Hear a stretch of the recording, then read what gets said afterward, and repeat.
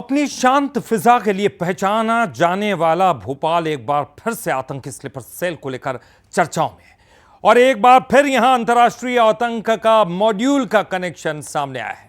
पाकिस्तान के आतंकी संगठन ने यहां पर युवाओं को पूरी जिहादी ट्रेनिंग देने की तैयारी कर रखी थी। क्या है खबर, आइए जानते हैं। पुराने भोपाल के गाजी कैंप इलाके में मौजूद इस खुशबू क्लिनिक में यूं तो लोग इलाज के लिए ही आते थे, लेकिन 12 जून की तड़के 3 बजे यहां अचानक एटीएस की रेड ने सबको चौंका दिया। एटीएस ने यहां से कंपाउंडर मोहम्मद फराज को उठाया। दरअसल पिछले 4 साल से यहां काम कर रहा कंपाउंडर मोहम्मद फराज पाकिस्तान की जिहादी तंजीमों के संपर्क में था। जांच में सामने आया कि उसकी मुलाकात देवबंद के नईम कुरैशी से हुई थी। सूत्रों के मुताबिक दोनों कथित तौर पर युवाओं का ब्रेन वॉश करने का काम किया करते थे।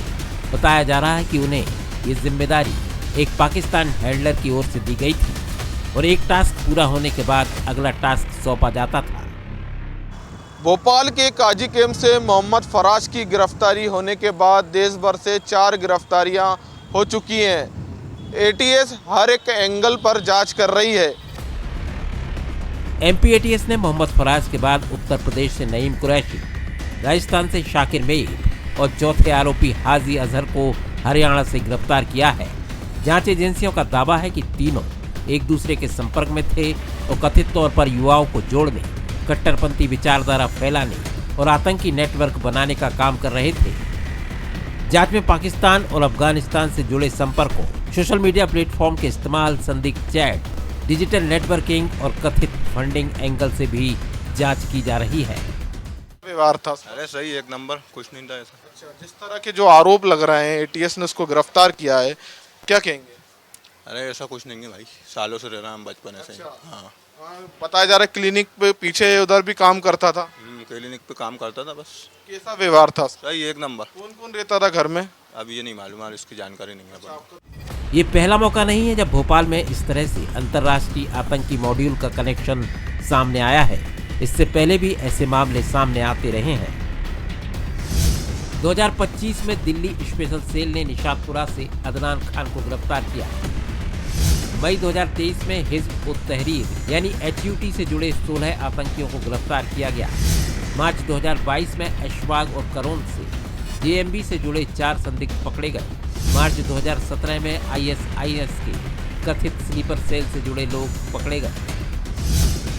साल 2011 में ATS ने 2 संदिग्ध आतंकियों को गिरफ्तार किया था। सुरक्षा एजेंसियों की सतर्कता और लगातार निगरानी के चलते कई संदिग्ध गतिविधियों का समय रहते खुलासा होता रहा है।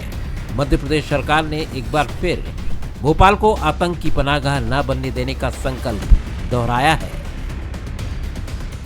मुझे इस बात का संतोष है कि हमारी पुलिस ने तत्परतापूर्वक भविष्य में कोई बड़ा आतंकवादी बनकर पाकिस्तान से भारत को संकट में खड़ा करे, वैसे आदमी को दबोच करके पुलिस ने उस पूरे नेटवर्क का खात्मा करने का काम किया और उस पूरे षड्यंत्र का पर्दाफाश किया।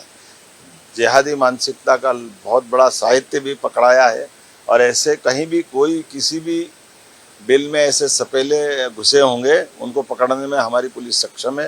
मैं बधाई देना चाहूँगा। एटीएस का दावा है कि गिरफ्तार किए गए तीनों आरोपी एंटी नेशनल एक्टिविटी में शामिल थे और देश में किसी बड़ी साजिश को अंजाम देने की फिराक में थे। एजेंसी ने तकनीकी और अन्य साक्ष्यों के आधार पर तीनों आरोपियों को अलग अलग राज्यों से गिरफ्तार किया है। अब जांच एजेंसियों की नज़र इनके कथित विदेशी संपर्कों, डिजिटल नेटवर्क, फंडिंग और दूसरे सहयोगियों पर टिकी है।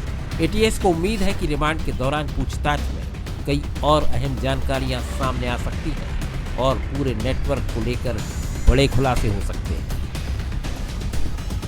भोपाल जिसे शांति का टापू कहा जाता था, अब भोपाल आतंकियों का गढ़ बन चुका है। पिछले 1.5 दशक में सिमी, PFI और JMB से जुड़े कई संदिग्धों की गिरफ्तारी हो चुकी है। ये गिरफ्तारी होना सुरक्षा एजेंसियों की चिंता बढ़ाती है। अब ATS इस पूरे नेटवर्क को बेनकाब करना चाहती है। कैमरामैन अश्विनी सिंह के साथ सनी मालविया, बंसल न्यूज़, भोपाल।